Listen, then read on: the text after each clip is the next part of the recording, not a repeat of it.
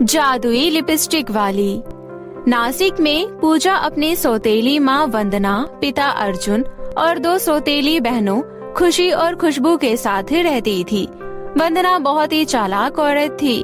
जब अर्जुन की पत्नी की मृत्यु हो गई, तो उसने अर्जुन को अपने जाल में फंसाकर उसने उसके पैसों के लिए उससे शादी कर ली। अर्जुन अपनी बेटी की देखभाल के लिए एक माँ चाहता था, इसलिए उसे भी वंदना से शादी करनी पड़ी। उसे लगा वंदना उसे माँ का प्यार देगी, लेकिन वंदना बड़ी ही चालाक थी।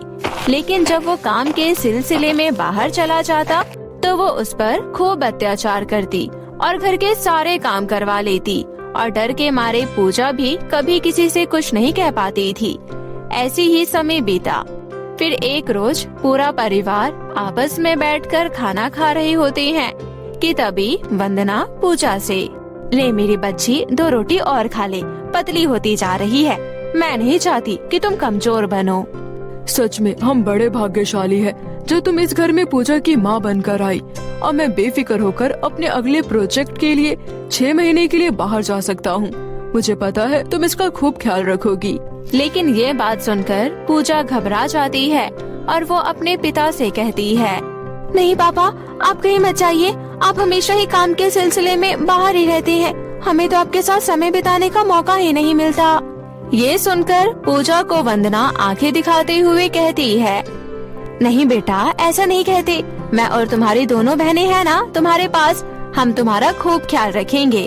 अर्जुन 6 महीने के लिए शहर से बाहर चला जाता है और वंदना का अत्याचार पूजा पर और भी ज्यादा बढ़ जाता है। अब वो घर की नौकरानी को छुट्टी दे देती है और सारे काम पूजा से ही करवाने लगती है।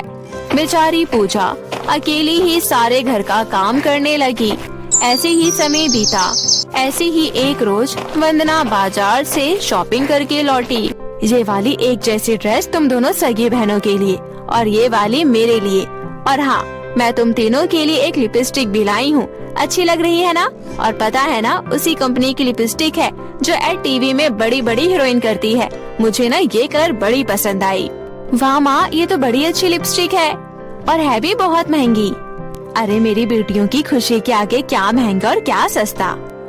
ओह थैंक यू माँ, कल मेरी फ्रेंड काजल की बर्थडे पार्टी है। मैं तो उसके बर्थडे पार्टी में लिपस्टिक लगा कर जाऊंगी।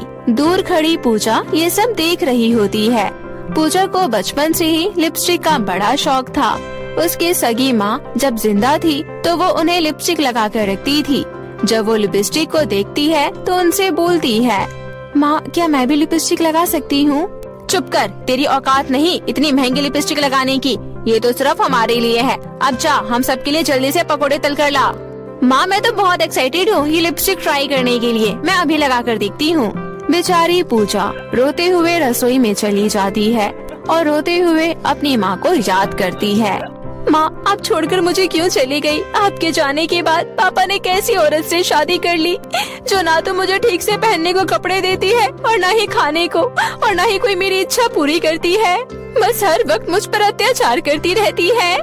इन सब में कब उसके पकोड़े जल जाते हैं उसे पता ही नहीं चलता।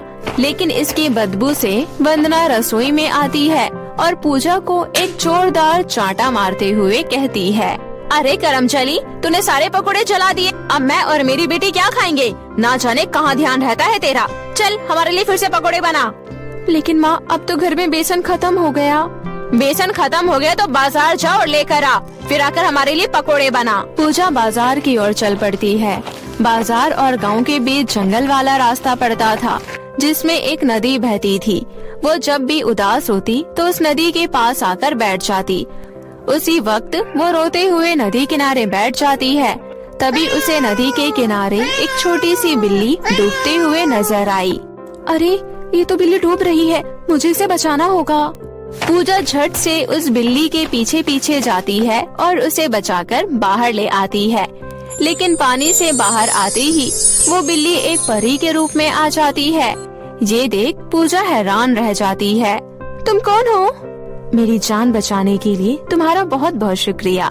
दरअसल मैं एक अग्नि परी हूँ और पानी से मुझे खतरा रहता है और मैं गलती से इस नदी में गिर गई। लेकिन अगर तुम ना आती तो मेरी जान भी जा सकती थी और मैं कभी फिर परी नहीं बन पाती। वैसे क्या बात है, तुम बड़ी परेशान लग रही हो। इसके बाद पूजा सारी बात बताती है। फिर वो परी उसे जादुई लिपस्टिक देती है। ये लो, ये जादुई लिपस्टिक है, तुम्हें इससे जो भी चाहिए होगा वो मांग लेना, चाहे वो घर के तुम्हारे काम करना हो या कुछ खाने को चाहिए या धन दौलत चाहिए। इसे लगाते ही तुम बहुत खूबसूरत भी हो जाओगी। आपका बहुत बहुत शुक्रिया रानी परी। पूजा उस लिपस्टिक को लेकर घर आ जाती है। फिर रसोई में जाकर उसे पकोड़े प्रकट करने के लिए कहती है। हे जादू लिपस्टिक, जल्दी से मेरे लिए पकोड़े प्रकट कर दो। इतना कहती ही वहाँ पर पकोड़े प्रकट हो जाते हैं। अरे वाह, आज तो तूने बहुत स्वादिष्ट पकोड़े बनाए हैं। चल यहाँ खड़े खड़े क्या देख रही है, हमारे पकोड़े पर नजर लगाएगी क्या? चल जा अब यहाँ से। ऐसे ही कुछ दिन बीत गए। अब जब भी शीतल को कुछ चाहिए होता वो उसे मांग लेती, लेकिन उसे उसकी सौतेली बहन खुशी को उस पर शक होने लगा। माँ, तुम्हें नहीं लगता कि कुछ गड़बड़ है? कैसी गड़बड़? आपने देखा पूजा की बच्ची कितने जल्दी सारा काम खत्म कर लेती है। ऊपर से हम उसे एक ही वक्त का खाना देते हैं, वो भी सूखी रोटी, तो फिर भी उसमें इतनी ताकत आती कहाँ से है? कह तो तुम ठीक रही हो, अब हमें उस पर नजर रखनी होगी। उस दिन के बाद से तीनों माँ बेटी उस पर नजर रखने लगी। फिर एक रोज जब उन सबको पार्टी में जाना होता तो पूजा उस जादुई लिपस्टिक का इस्तेमाल करती है। वो जादुई लिपस्टिक अपने होठों पर लगाती है, जिससे वो बहुत ही सुंदर हो जाती है।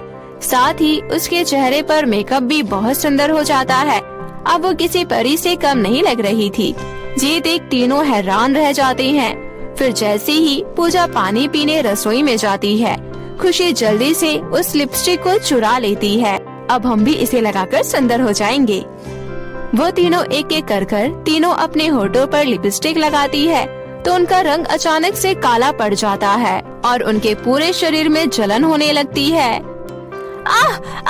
अरे मर गई रे, मर गई। उनकी आवाज सुन पूजा वहाँ आती है और अपनी जादुई लिपस्टिक देख सब कुछ समझ जाती है। तभी उन लोगों को तड़पता हुआ देखती है तो कहती है, ए मेरे जादुई लिपस्टिक, जल्दी से इन सबको ठीक कर दो। उसके इतना कहते ही तीनों पूरी तरह से ठीक हो जाते हैं। वो तीनों पूजा से हाथ जोड़कर माफी मांगते हैं। उस दिन के बाद से वो कभी भी पूजा को परेशान नहीं करते और उसके साथ प्यार से रहते हैं।